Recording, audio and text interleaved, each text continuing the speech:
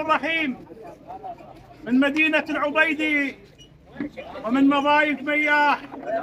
تم الصلح والتراضي ما بين قبيلتين كبيرتين، قبيلة مياح الكريمة الطيبة ذو المضايق كبيرة والشليحات الكندة على قضية دهس. ذهب رجل بريء مرحوم إلى ربه، لكن عندما جئنا إلى هذا المضيف قالوا لا نتكلم إلا بالدية الشرعية الذي قررها المرجع والشرع. وهذه رسالة كبيرة بكل العشائر إن الحوزة لابد أن تذكر في كل الفصول. جزاكم الله خير وبارك الله فيكم على هذه السنة.